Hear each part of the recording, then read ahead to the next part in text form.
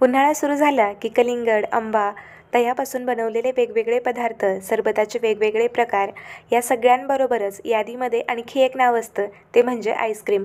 आता इतर ऋतूमध्ये सुद्धा आईस्क्रीम खायला बऱ्याच जणांना आवडते, पण उन्हाळ्यामध्ये खाण्याचं प्रमाण जास्त असतं. नमस्कार, मराठी अन्नपूर्णा डिलाईट्समध्ये तुम्हा सर्वांचं पुन्हा एकदा खूप खूप मनापासून स्वागत. तर आज आपण लहानपणी भरपूर आवडणारी आणि आजही तेवढ्याच आवडीनं खाल्ली जाणारी मावा कुल्फी म्हणजेच मटका कुल्फी कशी बनवायची हे बघणार आहोत. तर कुल्फी बनवण्यासाठी इथं मी 1 लिटर फुल क्रीम म्हणजेच म्हशीचं दूध घेतलेलं आहे. शक्यतो दूध म्हशीचंच वापरा, म्हणजे दूध जास्त वेळ आटवावं लागत नाही. त्यानंतर इथं मी पाऊण कप साखर घेतलेली आहे. वजनी प्रमाणामध्ये मोजलं तर जवळपास 200 ते 220 ग्रॅम एवढी साखर असेल. त्याचबरोबर पाव कप मिल्क पावडर म्हणजे 4 टेबलस्पून एवढी मिल्क पावडर घेतलेली आहे आणि तेवढीच आपल्याला काजू बदाम पिस्ताची पावडर लागणार आहे. या दोन्हींमुळेही दुधाला दाटसरपणा येतो.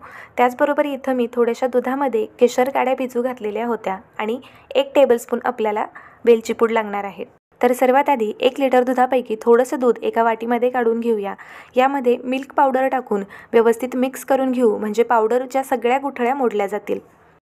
कुल्फीसाठीचं दूध आपल्याला उकळून घ्यायचं आहे. त्यासाठी इथं मी गॅसवर कढाई ठेवलेली आहे. आता सगळं दूध कढाईमध्ये टाकून घेऊया.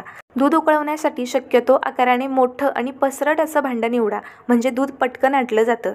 आता या दुधाला हाय फ्लेमवर एक उकळी काढून घ्यायची आहे आणि यानंतर गॅसची फ्लेम मीडियम करून अधेमध्ये या दुधावरची साय आपल्याला मोडत राहायची आहे. 2 ते 3 वेळा दुधावरची साय मोडून झाली की आपल्याला यामध्ये केशर भिजू घातलेलं दूध घालायचं आहे. यामुळे कुल्फीला रंग तर छानच येतो, पण शिवाय केशर हे कुल्फीमध्ये नॅचरल इसेन्सचं काम करतं आणि यामुळे कुल्फीचा सुगंधसुद्धा फार छान येतो. केशर भिजू न घालता सुरुवातीला जर केशर काड्या दुधामध्ये टाकल्या तरीसुद्धा रंग छान येतो. त्यानंतर यामध्ये ड्रायफ्रूटची पावडर टाकून घेऊया. पावडर टाकताना अशी पसरवून टाका आणि पटकन चमच्याने मिक्स करून घ्या, नाहीतर या पावडरच्या गुठळ्या तयार होतात आणि या गुठळ्या कढाईच्या तळाशी जमा होतात. त्यामुळे अधेमध्ये हे दूध सारखं ढवळत राहायचं आहे आणि यावरची सायसुद्धा मोडत राहायची आहे. 4 ते 5 मिनिट मीडियम फ्लेमवर दूध उकळल्यानंतर दुधाचं प्रमाण थोडंसं कमी झालेलं आहे. आता या स्टेजला आपल्याला यामध्ये मिल्क पावडर टाकायची आहे. तर आता हे दूध आपल्याला असंच उकळू द्यायचं आहे. तोपर्यंत आपण साखरेचा पाक तयार करून घेणार आहोत.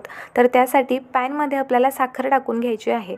साखर टाकल्यानंतर लगेच साखर मिक्स करायची नाही, नाहीतर साखरेचे मोठे मोठे खडे होतात आणि पाक व्हायला वेळ लागतो. तर जेव्हा साखर अशी तळाशी विरघळली जाईल आणि साखरेचं पाणी व्हायला सुरुवात होईल, तेव्हा आपल्याला चमच्याने ही साखर ढवळून घ्यायची आहे.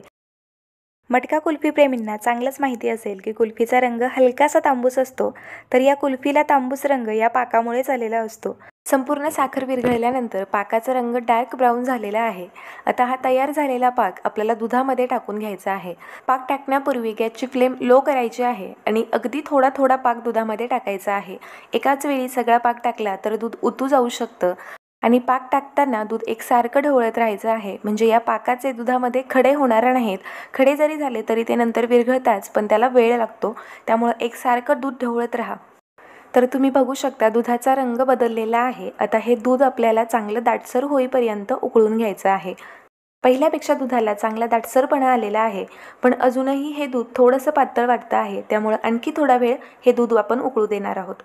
तर दुधाचं प्रमाण भरपूर कमी झालेलं आहे. तर एवढं दाटसर दूध आपल्याला ठेवायचं आहे, कारण हे दूध थंड झालं की यापेक्षा आणखी घट्ट होणार आहे. आता गॅसची फ्लेम बंद करूया आणि हे दूध थंड होऊ देऊया. दूध थंड झाल्यानंतर यामध्ये वेलची पूड टाकून घ्यायची आहे. तर दुधाला छान दाटसरपणा आलेला आहे.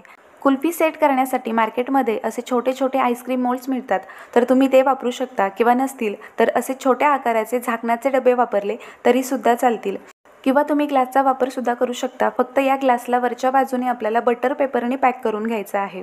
तयार झालेलं दूध या डब्यांमध्ये भरून घेऊया. झाकण बंद करूया. आता रात्रभर हे सगळे मोल्ड्स आणि डबे आपल्याला डीप फ्रीझरमध्ये ठेवायचे आहेत.